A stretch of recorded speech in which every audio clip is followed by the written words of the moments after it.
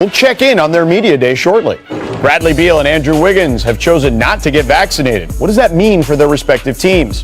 And Kawhi is hoping to return this season? How does that affect things for the Clippers? Plus, Malika Andrews sits down with Kevin Durant. So get your popcorn ready because the jump starts now.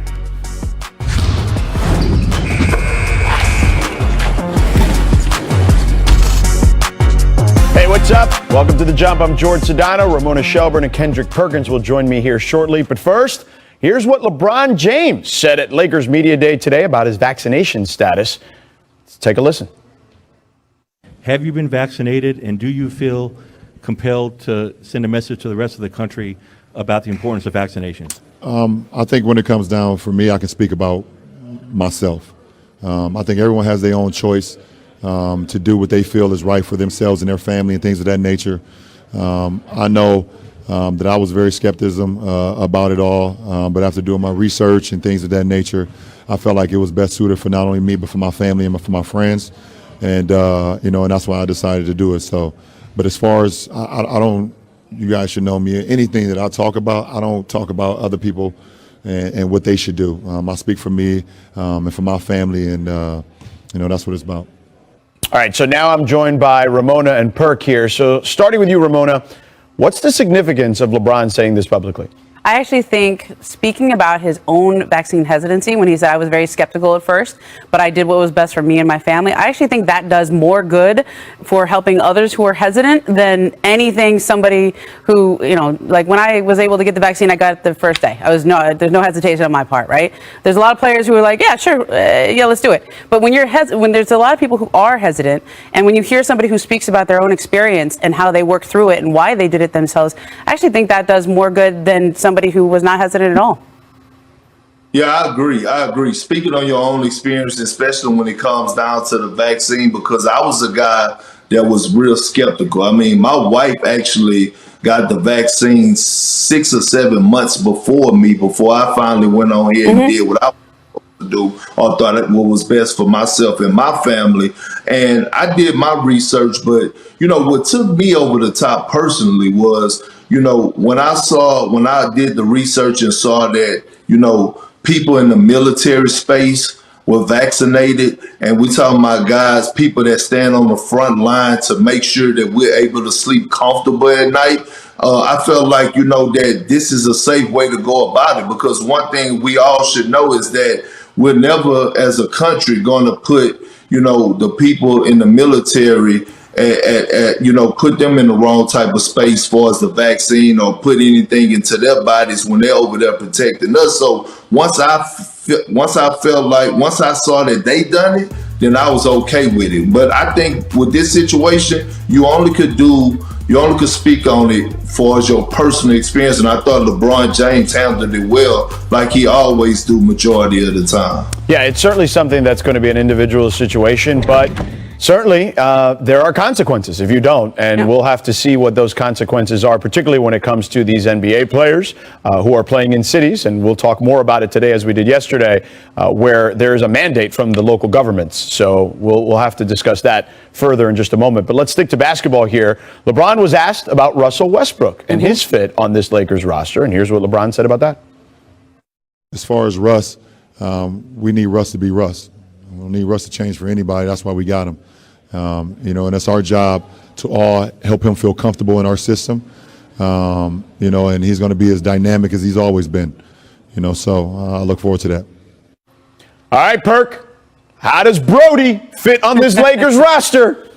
Well, look, George, it's not how he fits, but it's what he's going to get, what he's trying to get accomplished. And right now, Russell Westbrook, when you think about his move to the Los Angeles Lakers to team up with Anthony Davis and LeBron James, to be honest with you, nothing else matters but a championship. It's championship or bust for Russell Westbrook. And he has an opportunity right now to change a lot of narratives about himself that people have been saying about him over the last few years, where he is not a starting point guard on a championship caliber team. He didn't win with Kevin Durant. He didn't win with Paul George. He didn't work with James Harden.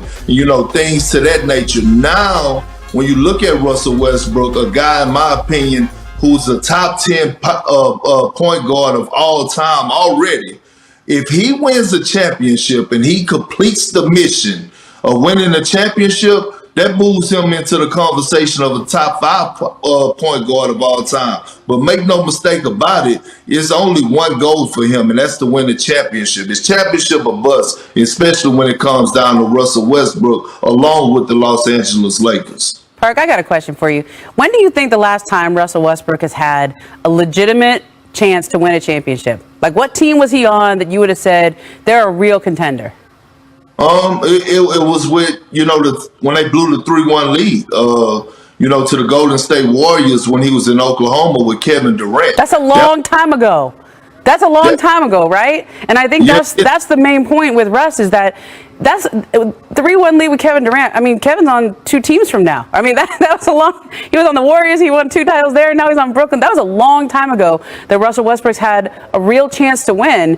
And I think for the past, ever since then, I don't think he's had that in his head. Like, yeah, of course he wants to win. He's going to try to win on every team he had. But I covered a lot of those playoff series in Oklahoma when he was the last guy there, and it was just Russ against everybody. And even in Houston, I don't think they were thought of as contenders. They were thought of as, they had a chance if things break the right way, but were they ever favored? And I don't know, at the end of his career here, where he still has enough athleticism and physicality to be on a championship team where he has a realistic chance to win, I'm excited to see what he does in this system and with these players. Well, look, and again, I've talked about this ad nauseum here on this show, but just there's always new listeners or new viewers. So LeBron played with Dwayne Wade. I'm not saying that Dwayne Wade and Russell Westbrook are the exact replica of each other, but they have some similarities. I don't think there's any doubt about that. Now, the big difference was Dwayne Wade, and I was there in Miami covering this team at that time. Dwayne Wade came to LeBron on some vacation in the Bahamas and said, if we're going to win, it's got to be you making sure the ball is in your hands, okay? And you're making those decisions, and I will play off of you. And I think that LeBron learns from that experience. And I think he's trying to replicate some of that perhaps here with Russ. But Russ has to be willing to play that Dwayne Wade role some here.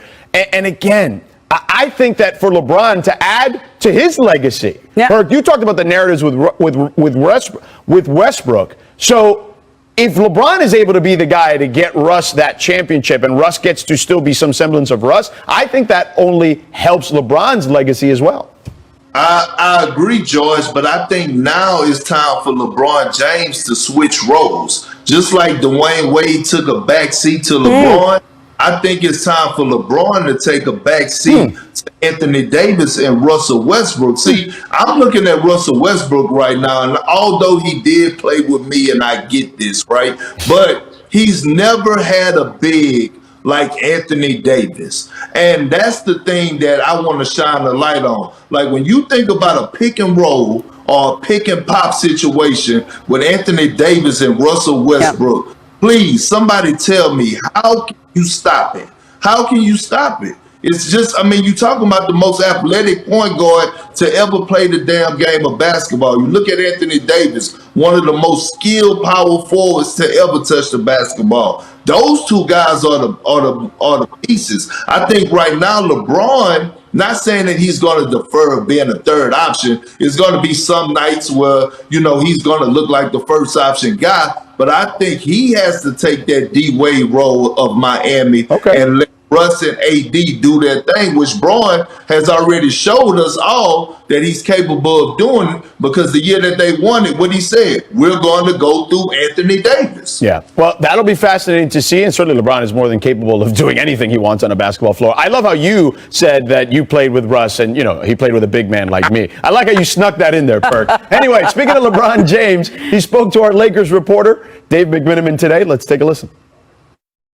You guys had a mini camp in Las Vegas. What was the initial messaging from you as a leader, knowing that there's 11 new faces, but everyone knows what the goal in mind is to hang on these banners? The initial conversation was basically, we're here, let's get some great work in, but let's just try to come together. Let's build some chemistry in a few days that we're here. Let's build some camaraderie, but this is the start of the process. This is the start of, putting in the work every single day. Put some of the things that we want to do next week. but come together. Become a brotherhood. But it starts Season for you. Had health gone your way, where's your ankle out now, and what were you able to accomplish with a lengthier offseason than you've had in a couple of years? I'm back to 100% as far as my ankle. I feel great, heading into camp.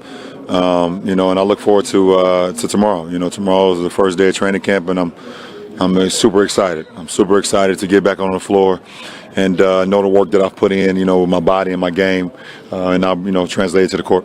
What type of foundation were you guys able to lay down together that first workout you had in the middle of August out in LA? The one thing that we all saw that the guys came in shape.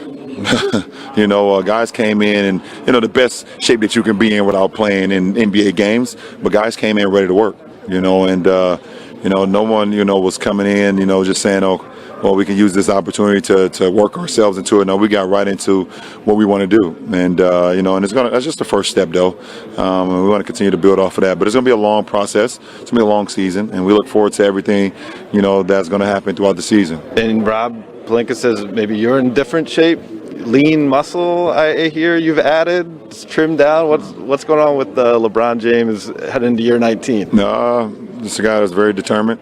A guy that's willing to do whatever it takes for his body to be in the best shape possible to go out and to dominate at a high level. That's always been my goal. Put myself in a position where I'm available to my teammates, because that's most important. That's number one for me, to be available to my teammates. But it's putting in the work. I'm not afraid to get uncomfortable with anything to help me, be in the best possible shape I could be in. So look forward to it. And last one, the body doesn't work without the mind. You've been striving to be the best for a long time now.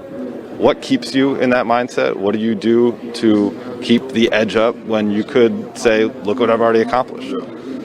I have an opportunity to continue to inspire a lot of people with my drive, my work ethic, with my commitment to who I am, both on and off the floor. And I got 3 kids at home that look up to me as well, for not only the things that I do on the floor, but more importantly for what I do inside the household. So that's all part of my motivation. And I still have a burning desire inside of me to want to continue to win and host Larry O'Brien trophies at the end of the season. That is my goal. That's always been my goal, but the process I love the process more than anything, and hopefully run it, throw it. They're playing zone. Yeah, I think you go right back to the run. Go right back to the run. Yes. Yes. Touchdown. Ron is much better at predicting plays than you, Peyton. You gotta come on here more often. All right, LeBron called his shot on Zeke's second quarter touchdown last night. Perk, you played against Bron. You played with Bron. Could you imagine at tight end or receiver, LeBron, Ramon James? I mean, look, I seen a few of his high school highlight films and watching him play against some little short guys and doing maybe. But look, Bron needs, he picked the right sport, all right? There he is. Basketball. Would he have been great in football? I don't see it. He would have been good, probably had a nice career, but not great. Oh, I think it would have been great. I mean, look how big he is. That's like Tony Gonzalez out there. Yeah. See, Ramona, that's why you got to come down to Texas and actually watch. Okay. You see? It's always about that. There's no weight off my shoulder. I feel the same. I enjoy, obviously, that we're champions, but the weight is the same. The champ is here. Welcome back to The Jump. I'm George Sedano here with Kendrick Perkins and Worldwide Momo. And that was Giannis at Media Day talking about not being satisfied, obviously, after winning an NBA championship. It's been a little over 2 months since Giannis and the Bucks won the title, but for some reason, no one is talking about their chances to repeat here. So Giannis says he still wants that chip on his shoulder, and he doesn't care about trophies necessarily, but he wants to get better and win. So, Perk, I'll start with you. Are people sleeping on the Bucks?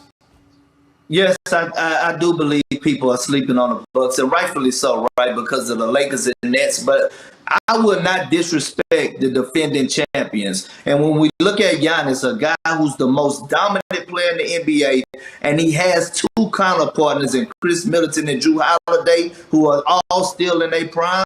One thing about it is that anything can happen. And once you've been through the war, once you're battle tested and you know what it takes, the highs and lows, They have the experience now. They know what it takes. And right now, I wouldn't count the Bucks out. They're not my pick, but I would not just count them out, and I wouldn't be surprised if they repeat. Man, that is exactly what you want to hear Giannis say if you're the Bucks, that he's not satisfied, he can still get better, because he's right. He's 26. That's usually when players are entering their prime, and this man already has 2 MVPs and a Finals MVP.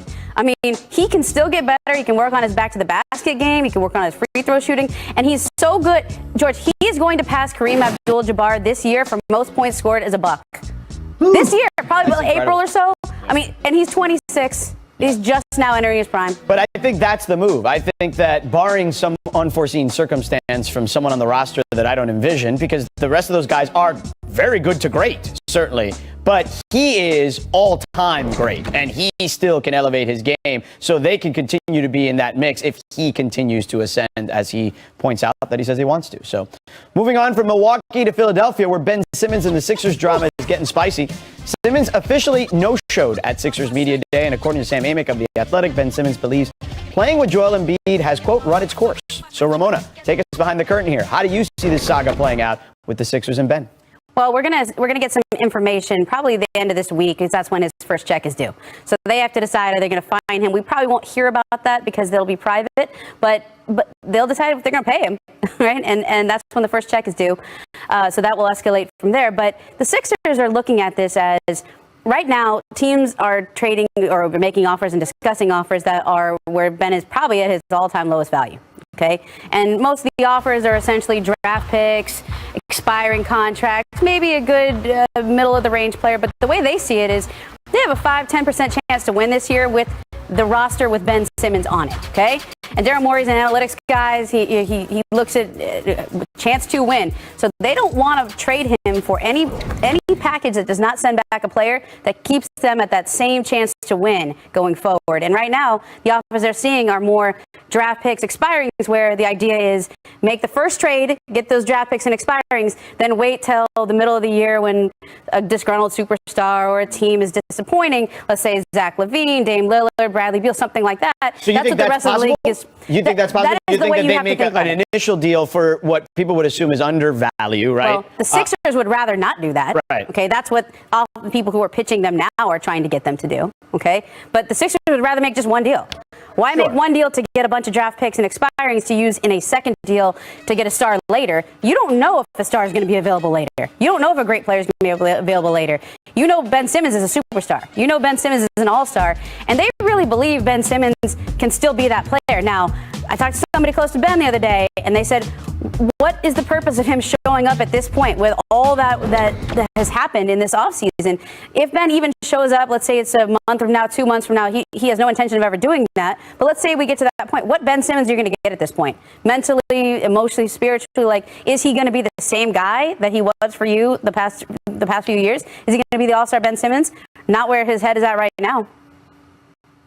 Well, see, it's so much to unravel right now. And I'm just thinking about, the way that Ben is handling things. And if I'm a team that's trading for Ben, honestly, I'm sitting up here thinking to myself, hey, I don't know what will happen if we get him over here and things doesn't go his way or he underperforms or anything to that nature. Now, I know a lot went on as far as the press conferences with Doc Rivers and Joel Embiid, and Ben has said that he has had bigger problems with the organization just before last season, but he also signed on a dotted line. But I'm here to tell the world right now, look, Philadelphia, and I've been saying this for weeks, the front office and the ownership are not trading Ben Simmons for just anything.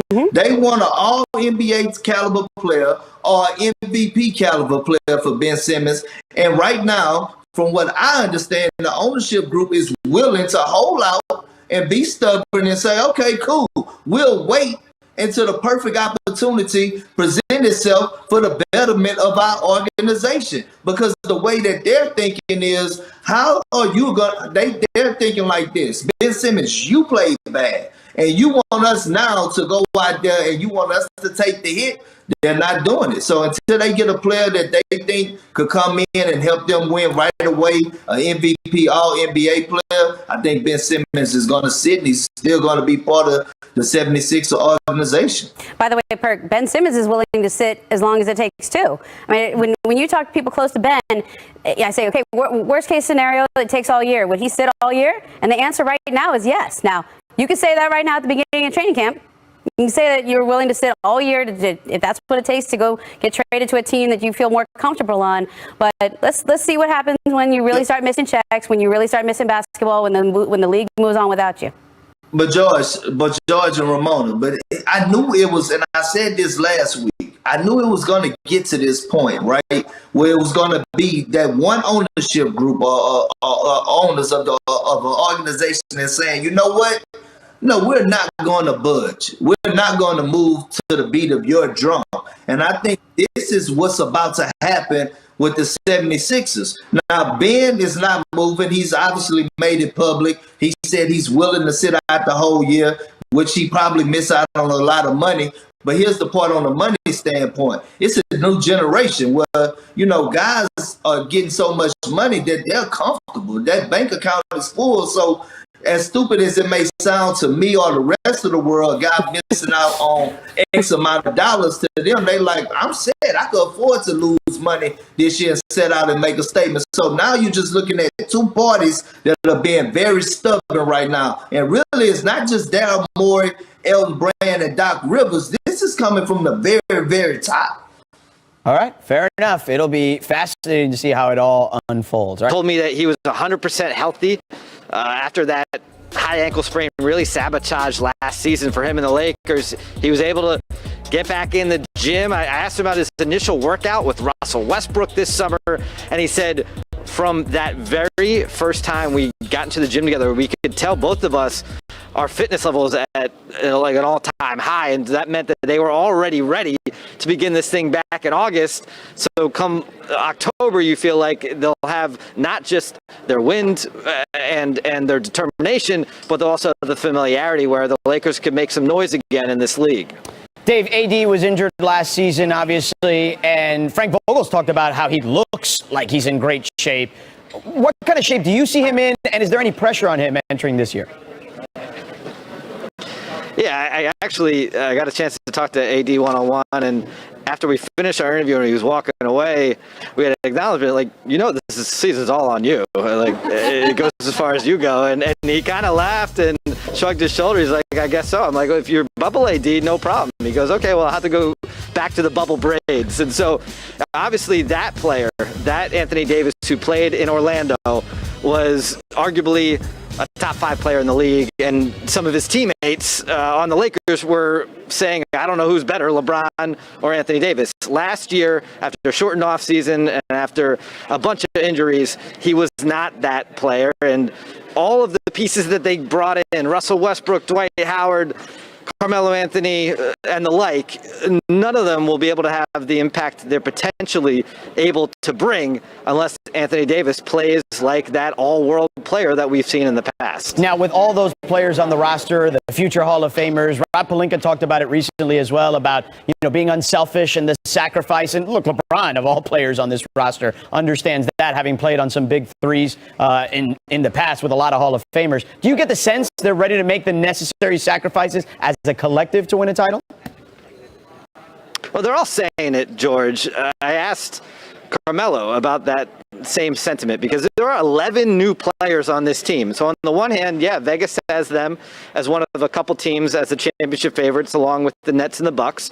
On the other hand, there's only 3 returning players that have that much roster turnover, and expect to hoist the Larry O'Brien trophy 9 months from now seems like a tall task. But at the same time, Carmelo told me the same thing. LeBron told me the same thing. Anthony Davis told me it comes down to mindset and sacrifice. And they're at least saying it right now. They'll have to put it into practice as these games start popping up on the schedule. Dave, you're the man, brother. Thanks for joining us. All right, you got it. All right, there he is, Dave McMenamin. I want to bring Ramona and Perk back into the conversation. The Lakers have had a lot of accomplished veterans here that they've added to this particular roster. So, Perk, I'll start with you. You know better than anyone how much the Lakers will have to sacrifice to succeed. What do you make of it? I mean, look, sacrificing for the Lakers is going to be easy. We're not talking about a group of young guys. We're talking about a group of guys, who's already paid, who has accomplished everything that they needed to accomplish individually. A lot of guys on veteran minimums. And I guarantee you that they had these conversations before these guys were signed that, hey, you may not play certain nights or this is going to be your role. And they know this. When you have guys of that age and they come together, they know the one goal is a championship. I was on a veteran team with Paul, Ray, KG. All of those guys had to come together to sacrifice because they know that they had to get a championship to really put them in a different, atmosphere, stratosphere for as their career. And then when you add a guy like Dwight Howard who knows what it takes, Rondo, Carmelo Anthony, all those guys know. So these conversations already been had. So now when we look back and say, oh, LeBron had a pre-training camp before training camp in Vegas, it was because of the camaraderie. See, what people need to realize is that when you're trying to win a championship, it starts the first day or even before, the first week before training camp. You want to start developing habits on and off the court, great chemistry, and that's what the Lakers are going to do. And I want to keep hearing about all these different changes and all this. We're dealing with 37 to 40-year-old men that's eligible in 5 years for their pension and they 401. AARP cards. Perk, who picked up that tab in Vegas, though, at dinner when they were out there practicing? I don't know. I know it wasn't Braun. He's so cheap, it's ridiculous. Probably AD, right? He's been paying for his own. He didn't pay for the wedding. Everybody ate there. Look, I was driving in here this morning, and I heard Dwight Howard on the radio doing his interview, and it was almost, George, like last year didn't happen. I know they have a lot of new players, but the core group of that championship team, and it feels like it's back. It was like Dwight's back, Rondo's back, Braun's back, AD's back. And if you close your eyes, you just pretend 2021 didn't happen. It was a bad year for the Lakers, and this year feels a lot like the 2020 year where they won, where Bron had got knocked, he didn't make the playoffs, he was injured the year before, he went and filmed Space Jam, he was in the gym every morning at 6 o'clock in the morning. I feel like we're just reliving the 2020 year, and 21 didn't happen. And I believe the Lakers have a ton of talent on this roster, and when you give LeBron James that kind of rest, we saw what happened the last time. Championship is what ensued after that. But Dave is right. It's on AD. Yeah. I don't think there's any doubt about that. All right, let's get to some controversial comments from Media Day yesterday. Warriors forward Andrew Wiggins and Wizards guard Bradley Beal made their resistance to the COVID-19 vaccine known. Here's what each of them had to say yesterday. Let's take a listen. I'll say something when I'm ready. The only thing the media has done is kind of make it bigger than it has to be. So, like I said, I'll say my side of everything when I'm ready. It's time. I work on my time, In terms of bigger than it has to be, I mean, you stand to lose a lot of money. And it's my problem, not yours. Okay. Every player, every person in this world is going to make their own decision for themselves. I would like an explanation to, people with vaccines. Why are they still getting COVID? If that's something that we are supposed to highly be protected from. It's funny that, it reduces your chances of going to the hospital. It doesn't eliminate anybody from getting COVID, right? So is everybody in here vaxxed? I would assume, right? So you all can still get COVID, right? As for the issue of vaccine mandates and why they aren't happening around the league, NBA spokesperson Mike Bass said in a statement Tuesday, quote, a vaccine mandate for NBA players would need an agreement with the Players Association. The NBA has made these proposals, but the Players Union has rejected any vaccination requirement, quote, end quote. Ramona, what is your reaction to the comments from Beal and Wiggins, given that there won't be any vaccine mandate from the league? Well, I think my reaction doesn't matter. It's more of his teammates and the people he's around every day because they're in close contact. And, you know, Baxter Holmes had a good story the other day saying a lot of staffers who are on teams where there's not 100% vaccination are leery of working with players, or they're uncomfortable working with unvaccinated players. And you know, look, if I go cover a game, I'm going to have a mask on. Most of those people around them will as well. But if you heard what Steph Curry said, where he just said, you know, it's not ideal. Steph Curry was asked about what it means for the Warriors if Andrew Wiggins is not allowed to play home games.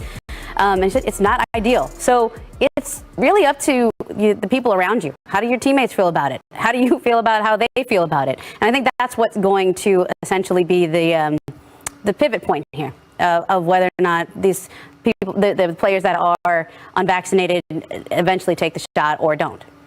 Well, you know what? Here's the problem that I have, right? And to each his own. But, you know, being in the NBA fraternity and the brotherhood, if Bradley Beal and Andrew Wiggins, you know, if they have concerns about the vaccine, hey, just go back and watch Karl Anthony Towns and watch every time he did an interview and watch him talk about the COVID situation and watch how he talk about how he missed his mother every single day, God rest her soul, and how he almost lost his father as well due to COVID and what he's had to deal with and why he went and got vaccinated.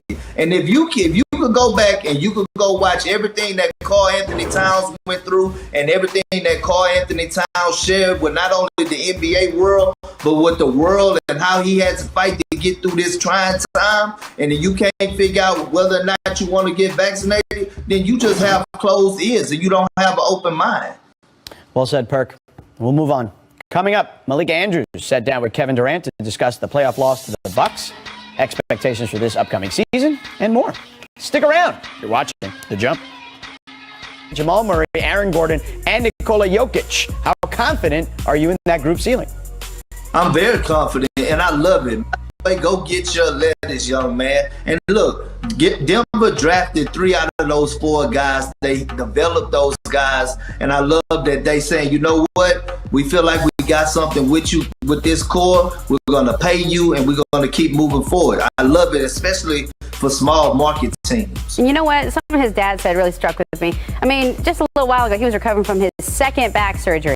Congratulations, young man. Yeah. You made it back from that and still got a contract like this. Good for you. And he is a walking 20-10, okay? So as he continues to get better and more experience, he's going to add how to be more of a playmaker, which he already was as a youngster, but he'll have to make sure that's part of his NBA game. And then the defense. It's a good day in Brooklyn, raising questions about his vaccination status. How this proceeds from here is really a mystery. We are in completely uncharted territory. We have never seen anything like this. Unfortunately, one of the things that's still hanging over everybody's head this year is COVID. As one of the leaders of this team, how do you kind of address it as a locker room in terms of basketball, not so much in terms of everything else, in terms of keeping people on the court? Yeah, we just say focus on yourself. We understand this is bigger than basketball, and we understand the ramification it has on the game, but this is a personal decision above all, above basketball, in my opinion. So guys are just focusing on themselves, and, when we time to play, we go out there and do your job. James said that means last year was scary hours, this year is scarier hours. I'm rocking with whatever motto James and Kai come up with, I'm rocking. So I just gotta come out there and do what we do. And me individually do the same, and we'll be fine. Here is Durant moving on Tucker. Turns, he shoots. Wearing some fly kicks today. Do you still think about the toe on the line at all? Nah. Oh, yeah, I do. Yeah, definitely wish I was behind the line, but it is what it is. It was a great series, a fun series to be a part of. It felt like a championship level series because they went on to win the title. Do you agree with Kevin Durant at number 1 for the first time? Hell yeah, without question. Kevin Durant, best player in the world. Let's just call it what it is, man. Let's just call it what it is. You've agreed to a contract extension with Brooklyn. Why did it feel like this was the time to do that for you? I felt like it was a great place to play, a good organization to play for. I have amazing teammates, and I love coming into Brooklyn and playing in Barclays every night. So it worked out. It was perfect timing. When you're talking about last season, it's hard to talk about it without health. That's sort of the what-if factor in the room. If you guys were able to maintain that, What is the ceiling this season? We can be as good as we want to be. We got a lot of talent on this team, a lot of IQ on this team, and if we stay on the court together, I think we could do some good things. Malik will be hosting a new daily basketball show, NBA Today, starting Monday, October 18th on ESPN2. You can check it out weekdays at 3 Eastern, noon Pacific, right here in our LA studios. All right, let's stick to KD talk here. He's currently tied for third in the preseason MVP odds, according to Caesars Sportsbook. So, Ramona, KD wins MVP this season if the Nets win the East and he plays at least 65 games. That sound about right? I'm going with KD wins the MVP this season if Kyrie only plays 41 games. I have Joel Embiid as my MVP favorite, but if Kyrie is not going to be available for half of the season, that means more touches and more shot attempts for Kevin Durant. That means he's probably going to lead the league in scoring with James Harden facilitating the offense. I'm going on the Anthony Davis redemption tour this year. I feel like Anthony Davis has been an MVP frontrunner for a long time. This season, though, he's not on that first group, okay? If you look at this list, he's not there. And I think that AD will have a chip on his shoulder. And no disrespect to anyone, Giannis or Luka or Kevin or even LeBron, Curry. Or Jokic, who was the defending MVP, yes. I think AD, that's going to be my dark horse pick. I'm going to go with AD.